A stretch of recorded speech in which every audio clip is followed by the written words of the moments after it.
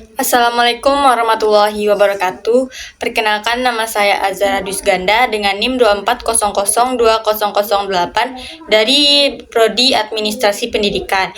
Baiklah, di sini saya akan menjelaskan materi dari artikel saya, yaitu yang berjudul tentang pemerataan akses pendidikan bermutu di Indonesia. Jadi latar belakang dari artikel ini sendiri yaitu pendidikan merupakan fondasi utama pembangunan bangsa. Namun pemerataan akses pendidikan di Indonesia masih menghadapi berbagai tantangan. Ketimpangan terlihat dari perbedaan kualitas sekolah, ketersediaan guru, sarana prasarana, serta akses teknologi antara daerah perkotaan dan pedesaan, khususnya di wilayah 3T, faktor sosial ekonomi, infrastruktur, kondisi geografis, serta distribusi guru yang belum merata menjadi penyebab utama kesenjangan pendidikan. Meskipun pemerintah telah mengupayakan berbagai kebijakan seperti redistribusi guru dan pembangunan infrastruktur pendidikan, pelaksanaannya masih terkendala pendanaan, birokrasi, dan kesiapan daerah. Oleh karena itu, pemerataan akses pendidikan memerlukan kebijakan yang berkelanjutan dan komitmen kuat dari seluruh pemangku kepentingan. Nah, selanjutnya ada pertanyaan mendasar dari artikel ini sendiri, yaitu yang pertama, apa saja sih faktor-faktor yang menyebabkan ketidakmerataan akses pendidikan di Indonesia? Yang kedua, bagaimana dampak ketidakmerataan akses pendidikan terhadap kondisi sosial dan ekonomi masyarakat? Yang ketiga, bagaimana upaya pemerataan akses pendidikan bermutu dapat dilakukan di daerah terpencil dan wilayah 3T? Tujuan dari penulisan artikel ini sendiri yaitu yang pertama, untuk mengidentifikasi faktor-faktor yang menyebabkan ketidakmerataan akses pendidikan di Indonesia, khususnya di daerah terpencil dan wilayah 3T, yaitu tertinggal, terdepan, dan terluar. Yang kedua, menganalisis dampak ketidakmerataan akses pendidikan terhadap kondisi sosial dan ekonomi masyarakat. Yang ketiga, merumuskan strategi dan upaya pemerataan akses pendidikan bermutu yang dapat dilakukan di daerah terpencil melalui peningkatan sarana prasarana, kualitas guru, pemanfaatan teknologi, dan kolaborasi berbagai pihak. Selanjutnya yaitu ringkasan dari isi pembahasan di artikel ini sendiri. Yang pertama, faktor-faktor penyebab ketidakmerataan akses di pendidikan. Ketidakmerataan akses pendidikan di Indonesia disebabkan oleh berbagai faktor yang saling berkaitan. Faktor pertama adalah hambatan geografis, di mana banyak wilayah pedesaan dan daerah terpencil sulit diakses karena minimnya sarana transportasi dan infrastruktur jalan yang buruk. Faktor kedua berkaitan dengan kondisi ekonomi masyarakat pedesaan yang lemah, sehingga kesulitan membiayai pendidikan anak-anak mereka. Faktor ketiga adalah keterbatasan sarana dan prasarana pendidikan, seperti kekurangan gedung sekolah yang layak, buku, komputer, laboratorium, dan alat pembelajaran lainnya.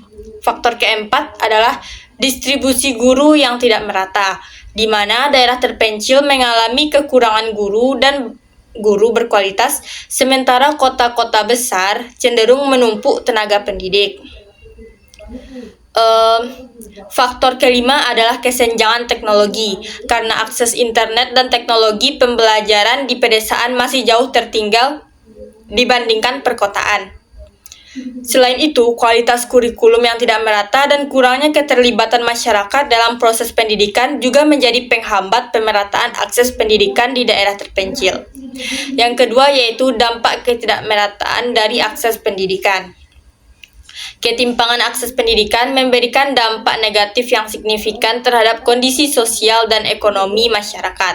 Dari sisi ekonomi, ketidakmerataan pendidikan dapat memicu keterbelakangan ekonomi karena individu yang tidak mendapatkan kesempatan pendidikan yang setara memiliki peluang lebih kecil untuk memperoleh pekerjaan yang layak dan meningkatkan taraf hidup. Masyarakat di daerah terpencil yang kurang mendapat akses pendidikan berkualitas menghadapi keterbatasan peluang kerja yang lebih baik, sehingga sulit meningkatkan kesejahteraan.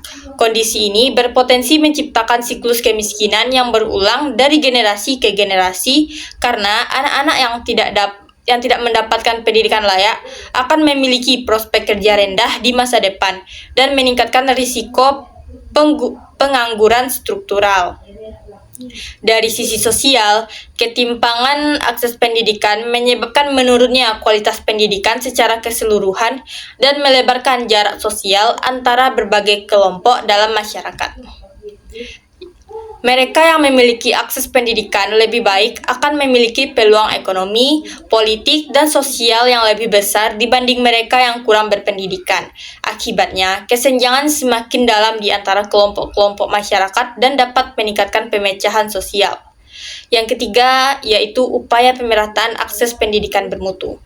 Untuk mengatasi ketidakmerataan akses pendidikan, diperlukan berbagai upaya strategis yang melibatkan berbagai pihak. Pertama, peningkatan sarana dan prasarana pendidikan menjadi prioritas utama melalui penyediaan fasilitas fisik yang memadai seperti bangunan kelas, perpustakaan, laboratorium, dan alat-alat peraga pembelajaran. Pemerintah daerah harus aktif dalam menyediakan infrastruktur pendidikan dan memastikan pemenuhan standar fasilitas sesuai standar nasional. Kedua, peningkatan kualitas dan distribusi guru melalui program redistribusi guru ke daerah terpencil, pemberian pelatihan berkelanjutan untuk meningkatkan kompetensi mengajar, serta pemberian insentif dan kesejahteraan yang layak bagi guru yang bertugas di daerah terpencil. Proses rekrutmen juga harus dirancang agar hanya guru berkualitas dan berdedikasi tinggi yang dapat mengajar di daerah tersebut. Ketiga, pemanfaatan teknologi pembelajaran menjadi solusi penting dalam mengatasi kesenjangan pendidikan melalui implementasi program dan digitalisasi sekolah dan peningkatan akses internet di daerah terpencil. Keempat, peningkatan kualitas pembelajaran dengan menggunakan metode belajar yang menyenangkan dan inovatif, serta menyesuaikan pembelajaran dengan minat dan bakat siswa.